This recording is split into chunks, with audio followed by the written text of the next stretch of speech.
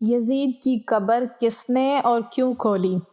بنو عباس کے پہلے حکمران نے تخت سنبھالتے ہی اعلان کیا کہ آج یزید کی قبر کھدوائی جائے گی۔ پورا شہر یزید کی قبر پر اکٹھا ہو گیا۔ جیسے ہی یزید کی قبر کھولی گئی تو سب چیخیں مارتے ہوئے بسم اللہ الرحمن الرحیم۔ تاریخ اسلام کے کچھ نام ایسے ہیں جن کا ذکر آتے ہی دل میں سوالات بھی جاگتے ہیں، دکھ بھی اتر آتا ہے اور ذہن خود بخود فیصلہ مانگنے لگتا ہے۔ انہی ناموں میں ایک نام یزید بن معاویہ کا ہے، ایک ایسا کردار جسے تاریخ نے صرف ایک انسان کے طور پر نہیں بلکہ ایک پورے دور کی علامت بنا دیا۔ یزید وہ شخص تھا جو بنو امیہ کے اقتدار کے تسلسل میں تخت خلافت تک پہنچا، مگر اس کی زندگی، اس کے فیصلے اور اس کے دور کے واقعات آج تک امت مسلمہ میں بحث، اختلاف اور درد کی بنیاد بنے ہوئے ہیں۔ یزید کی پرورش ایک شاہانہ ماحول میں ہوئی، طاقت، سیاست اور حکومت اس کے ارد گرد ہی گھومتی رہی، مگر سوال یہ ہے کہ کیا اقتدار مل جانا انسان کو حق پر بھی لے آتا ہے، یا پھر طاقت بعض اوقات انسان کے اندر چھپی ہوئی تاریکی کو اور نمایاں کر دیتی ہے۔ تاریخ بتاتی ہے کہ یزید کا دور صرف حکومت کا دور نہیں تھا، بلکہ وہ دور تھا جہاں حق اور باطل، صبر اور ظلم، وفا اور جبر آمنے سامنے آ کھڑے ہوئے، اور یہی وجہ ہے کہ یزید کا نام آج بھی صرف ایک حکمران کے طور پر نہیں بلکہ ایک آزمائش کے عنوان کے طور پر لیا جاتا ہے۔ یزید بن معاویہ کی شخصیت کو سمجھنے کے لیے صرف اس کا نام یا عہدہ دیکھ لینا کافی نہیں، بلکہ اس ماحول کو دیکھنا ضروری ہے جس میں اس کی پرورش ہوئی، وہ نظریات جن کے سائے میں وہ جوان ہوا، اور وہ عادات جو رفتہ رفتہ اس کی زندگی کا حصہ بن گئیں۔ یزید ایک ایسے گھرانے میں پیدا ہوا جہاں حکومت، سیاست اور اقتدار روزمرہ کی گفتگو کا حصہ تھے، مگر ساتھ ہی اس ماحول میں دینی تربیت وہ مقام حاصل نہ کر سکی جو ایک اسلامی حکمران کے لیے لازم ہوتی ہے۔ تاریخ کے معتبر حوالوں میں یہ بات ملتی ہے کہ یزید کو شکار، کھیل تماشے اور لہو لعب سے خاص دلچسپی تھی۔ شراب نوشی، موسیقی اور ناچ گانے کی محفلیں اس کے دربار کا معمول بن چکی تھیں، حتیٰ کہ بعض مورخین لکھتے ہیں کہ اس کے پاس بندر اور کتے ہوا کرتے تھے جنہیں وہ خاص اہمیت دیتا تھا۔ یہ سب باتیں اس دور کے ایک عام مسلمان کے لیے بھی معیوب سمجھی جاتی تھیں، تو پھر ایک ایسے شخص کے لیے جو خود کو مسلمانوں کا حکمران کہلواتا ہو، یہ طرز زندگی کئی سوالات کو جنم دیتا ہے۔ یزید کی شخصیت میں سنجیدگی، تقویٰ اور عدل کے بجائے غرور، عیش پسندی اور طاقت کا نشہ زیادہ نمایاں نظر آتا ہے، اور یہی وہ چیز تھی جو بعد میں اس کے فیصلوں کو ظلم کے راستے پر لے گئی۔ وہ مشورے کم سنتا تھا اور اپنی خواہش کو زیادہ اہمیت دیتا تھا، اور اسے اس بات کی پرواہ نہ تھی کہ اس کے فیصلوں کا اثر امت پر کیا پڑے گا۔ اس کے نزدیک حکومت ایک امانت نہیں بلکہ وراثت بن چکی تھی، اور یہی سوچ آگے چل کر ایسے واقعات کی بنیاد بنی جنہوں نے تاریخ کو لہو سے رنگ دیا۔ حضرت معاویہ رضی اللہ تعالیٰ عنہ کے آخری دور میں ہی وہ بنیاد رکھ دی گئی تھی جس نے آگے چل کر امت کو ایک بڑے امتحان میں ڈال دیا، کیونکہ پہلی مرتبہ خلافت کو باقاعدہ طور پر موروثی نظام کی طرف موڑا جا رہا تھا، اور اسی سوچ کے تحت یزید کو ولی عہد نامزد کیا گیا۔ حالانکہ اس وقت مدینہ، مکہ اور دیگر اسلامی مراکز میں بڑے بڑے جلیل القدر صحابہ موجود تھے جن کا کردار، تقویٰ اور علم سب کے سامنے تھا۔ حضرت معاویہ کے وصال کے بعد جب یزید تخت پر بیٹھا تو اس کا سب سے پہلا مطالبہ یہ تھا کہ تمام اہم شخصیات اس کی بیعت کریں، اور یہ بیعت صرف سیاسی نہیں بلکہ مکمل اطاعت کی علامت سمجھی جا رہی تھی۔ خاص طور پر 3 نام ایسے تھے جن کی بیعت یزید ہر حال میں چاہتا تھا: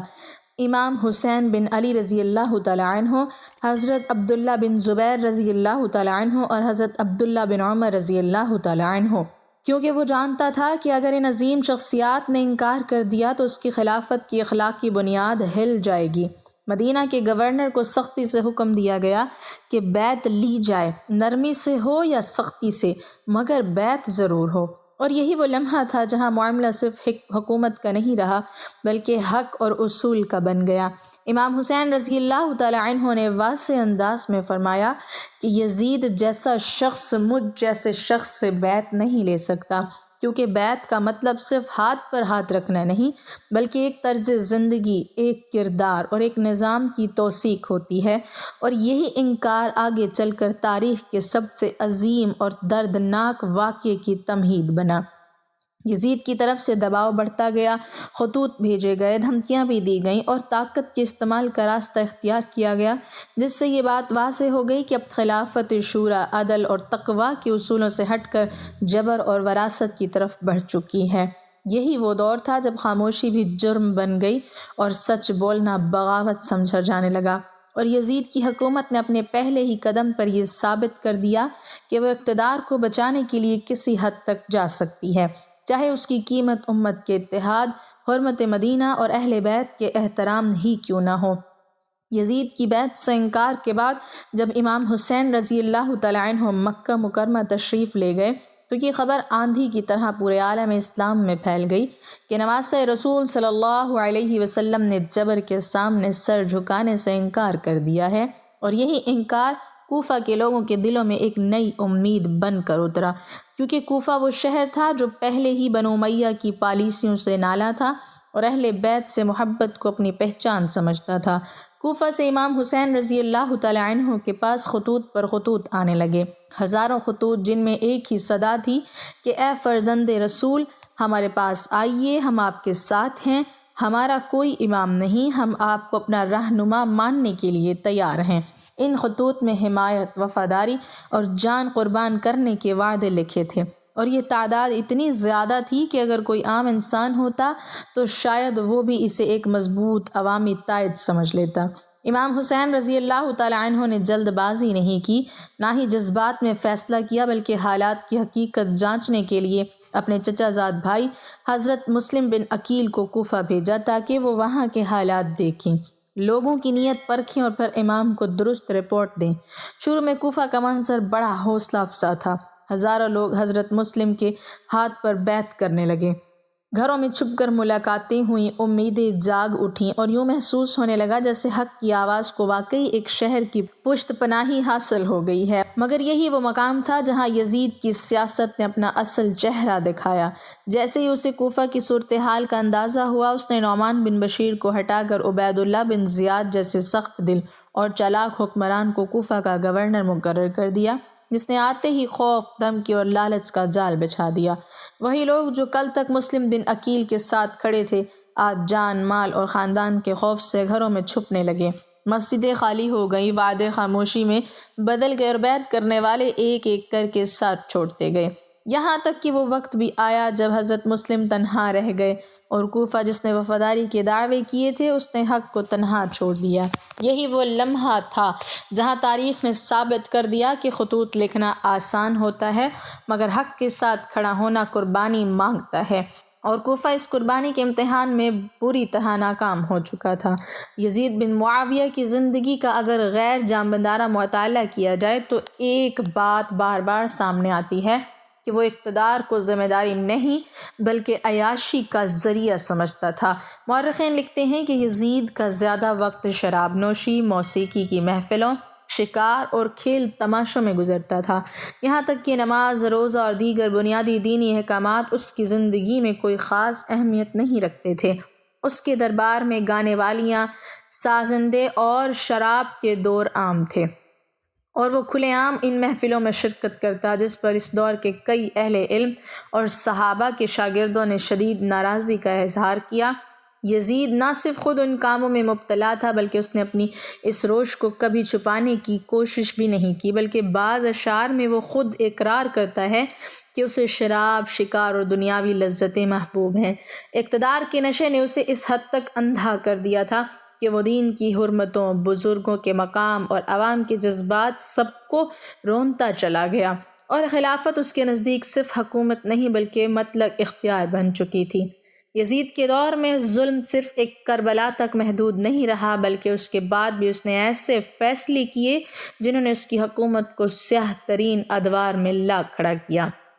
مدینہ منورہ جو رسول اللہ صلی اللہ علیہ وسلم کا شہر تھا، یزید کے لیے بھی صرف ایک باغی شہر بن کر رہ گیا، اور اسی سوچ کے تحت اس نے وہ مقام اٹھایا جسے تاریخ واقعہ ہرہ کے نام سے یاد کرتی ہے، جہاں یزیدی لشکر نے مدینہ میں قتل و غارت، لوٹ مار اور بے حرمتی کی انتہا کر دی۔ 3 دن تک شہر رسول صلی اللہ علیہ وسلم کو فوج کے لیے حلال قرار دیا گیا۔ وہ شہر جہاں فرشتے بھی ادب سے اترتے ہیں، وہاں خون بہایا گیا، گھروں کو لوٹا گیا اور لوگوں کی عزتوں تک کو محفوظ نہ رہنے دیا گیا۔ یہ سب کچھ کسی دشمن نے نہیں بلکہ خود کو مسلمانوں کا خلیفہ کہلوانے والے کے حکم پر ہوا، اور یہی وہ واقعہ تھا جس نے یزید کی شخصیت پر ایک ایسا دھبا لگا دیا جو کبھی دھل نہ سکا۔ صرف یہی نہیں، اس کے بعد مکہ مکرمہ پر چڑھائی، خانہ کعبہ کا محاصرہ اور حتیٰ کہ بیت اللہ پر منجنیقوں سے پتھر برسائے گئے، جس کے نتیجے میں خانہ کعبہ کو آگ لگ گئی، اور یہ وہ لمحہ تھا جہاں تاریخ خاموش نہیں رہ سکی۔ اقتدار کے لیے کعبہ کی حرمت بھی یزید کے نزدیک کوئی معنی نہ رکھتی تھی۔ اس کے لیے سب سے اہم چیز صرف یہ تھی کہ اس کی حکومت قائم رہے، چاہے اس کے لیے مدینہ پامال ہو، کعبہ زخمی ہو اور امت ٹوٹ جائے۔ یہی وہ اعمال ہیں جن کی بنیاد پر اہل تاریخ لکھتے ہیں کہ یزید کا مسئلہ صرف ایک واقعہ نہیں بلکہ ایک مسلسل طرز زندگی اور سوچ تھی، جہاں ظلم وقتی نہیں بلکہ مستقل پالیسی بن چکا تھا۔ یزید بن معاویہ کے بارے میں سب سے اہم بات یہ ہے کہ اس پر تنقید صرف بعد کے لوگوں نے نہیں کی، بلکہ وہ لوگ بھی اس کے طرز عمل سے سخت نالاں تھے جنہوں نے رسول اللہ صلی اللہ علیہ وسلم کو دیکھا، صحابہ کے ساتھ وقت گزارا اور دین کو اصل حالت میں پایا تھا۔ مدینہ منورہ میں جب یزید کی بداعمالیوں، اس کی عیاشی، شراب نوشی اور دینی احکام سے کھلی بے اعتنائی کی خبریں پھیلیں تو بڑے بڑے صحابہ اور تابعین اس نتیجے پر پہنچے کہ ایسا شخص خلافت کے منصب کے لائق نہیں ہو سکتا۔ حضرت عبداللہ بن عمر، حضرت عبداللہ بن زبیر اور دیگر اکابرین نے یزید کی بیعت کو دل سے قبول نہیں کیا، اور یہی وجہ تھی کہ مدینہ کے لوگوں نے اجتماعی طور پر اس کے خلاف آواز بلند کی۔ تابعین اور اہل علم نے کھل کر یہ کہا کہ یزید کا طرز حکومت اسلامی اصولوں سے مطابقت نہیں رکھتا، کیونکہ خلافت عدل، تقوی اور ذمہ داری کا نام ہے، نہ کہ جبر، وراثت اور عیش پرستی کا۔ مشہور مورخین جیسے امام ذہبی، ابن کثیر اور دیگر نے اپنی کتابوں میں یزید کے بارے میں ایسے الفاظ استعمال کیے ہیں جو کسی صالح یا عادل حکمران کے لیے کبھی استعمال نہیں کیے جاتے۔ انہوں نے واضح لکھا کہ یزید کے دور میں بڑے بڑے گناہ اعلانیے کیے گئے، حدود الہی پامال ہوئیں اور مسلمانوں کے مقدس ترین مقامات تک محفوظ نہ رہ سکے۔ امام احمد بن حنبل سے جب یزید کے بارے میں پوچھا گیا تو انہوں نے اسے پسند نہیں کیا اور اس کے اعمال کو سخت ناپسند قرار دیا، حتیٰ کہ بعض روایتوں میں یہ بھی ملتا ہے کہ انہوں نے یزید کے لیے نرم رویہ اختیار کرنے کو درست نہیں سمجھا۔ اہل علم کی ایک بڑی تعداد کا یہ موقف رہا کہ یزید کے ظلم پر خاموشی اختیار کرنا حق کے خلاف ہے، کیونکہ اس کی حکومت نے صرف ایک فرد کو نہیں بلکہ پوری امت کو زخمی کیا۔ دلچسپ بات یہ ہے کہ یزید کے اپنے دور میں بھی اس کے حق میں کوئی مضبوط اخلاقی دفاع سامنے نہیں آ سکا۔ اس کے حمایتی زیادہ تر سیاسی مفاد یا خاندانی وابستگی کی بنیاد پر اس کے ساتھ کھڑے تھے، جبکہ اہل دیانت اور حق گو افراد نے یا تو خاموشی اختیار کی یا پھر اس سے کنارہ کش ہو گئے۔ مدینہ کے واقعہ ہرہ کے بعد تو یزید کے خلاف نفرت اس حد تک بڑھ گئی کہ لوگوں نے اسے رسول اللہ صلی اللہ علیہ وسلم کے شہر کی بے حرمتی کرنے والا حکمران قرار دیا، اور یہی وہ لمحہ تھا جہاں یزید کے ساتھ مکمل طور پر ٹوٹ گئی۔ تاریخ نے یہ بھی محفوظ رکھا ہے کہ اس کے بعد یزید کی حکومت صرف تلوار کے زور پر چل رہی تھی، دلوں میں اس کے لیے نہ عزت تھی نہ قبولیت۔ یہ سب آراء ہمیں ایک ہی نتیجے کی طرف لے جاتی ہے کہ یزید کا معاملہ کسی ایک اخلاقی واقعے تک محدود نہیں بلکہ اس کی پوری زندگی، اس کا کردار، اس کی حکومت اور اس کے فیصلے ایک ایسے حکمران کی تصویر پیش کرتے ہیں جو اقتدار کے نشے میں دین کی روح سے بہت دور جا چکا تھا۔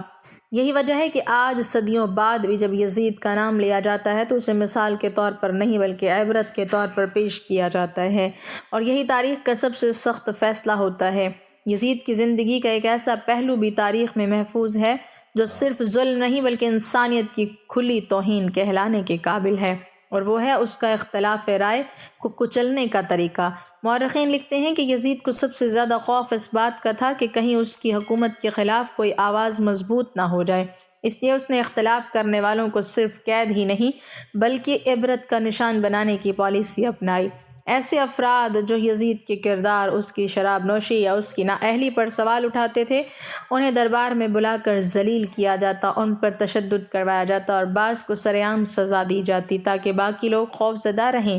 یہ وہی دور تھا جب سچ بولنا جرم بن گیا اور خاموشی زندگی کی ضمانت بن گئی۔ ایک روایت کے مطابق یزید کے دربار میں بعض بزرگ صحابہ کے شاگرد اور اہل علم لائے گئے جنہوں نے اس کے طرز حکومت پر اعتراض کیا تھا، مگر یزید نے دلیل یا مکالمے کے بجائے طاقت کا استعمال کیا۔ اس نے نہ ان کے علم کا احترام کیا، نہ عمر کا، نہ نسبت کا، بلکہ انہیں قید و بند میں ڈال دیا گیا اور بعض کو ایسی سزائیں دی گئیں جنہیں مورخین نے دہشت پھیلانے والی مثالیں کہا ہے۔ اس کا مقصد انصاف نہیں بلکہ خوف تھا، تاکہ کوئی یہ جرأت نہ کر سکے کہ خلیفہ کے کردار پر سوال اٹھائے۔ یزید کے نزدیک حکومت بچانا اتنا اہم تھا کہ وہ اس کے لیے ضمیر، شریعت اور انسانیت سب قربان کرنے پر تیار تھا۔ یزید کا ظلم صرف مردوں تک محدود نہیں تھا، بلکہ اس کے حکم سے عورتوں اور بچوں کو بھی دباؤ، قید اور ذلت کا سامنا کرنا پڑا، اور یہ وہ پہلو ہے جو کسی بھی حکمران کے لیے سب سے زیادہ شرمناک سمجھا جاتا ہے۔ مورخین لکھتے ہیں کہ جن خاندانوں پر یزید کو ذرا سا بھی شک ہوتا، ان کی نگرانی کی جاتی، ان کے مردوں کو الگ کیا جاتا اور باقی گھر والوں کو خوف میں رکھا جاتا تاکہ کوئی بغاوت جنم نہ لے۔ یہ طرز عمل کسی عادل حکمران کا نہیں بلکہ ایک ایسے شخص کا ہوتا ہے جو اقتدار کے نشے میں اپنے ہی لوگوں کو دشمن سمجھنے لگے۔ یہی وجہ ہے کہ یزید کا دور سکون کا نہیں بلکہ خوف کا دور کہلایا، جہاں لوگ دن کو ہنستے تھے اور رات کو سہمت کر سوتے تھے۔ یہ سب واقعات اس حقیقت کی طرف اشارہ کرتے ہیں کہ یزید کا مسئلہ صرف چند بڑے واقعات تک محدود نہیں تھا، بلکہ اس کی پوری زندگی ایک مسلسل ظلم کی کہانی تھی، جہاں طاقت کے نشے نے اسے اس حد تک اندھا کر دیا کہ وہ خود کو جواب دہ سمجھنا ہی بھول گیا۔ یہی اندھی طاقت آگے چل کر اسے اس موڑ پر لے گئی جہاں اب تاریخ صرف اس کے اعمال نہیں بلکہ اس کے انجام پر بھی نظر ڈالنے والی ہے۔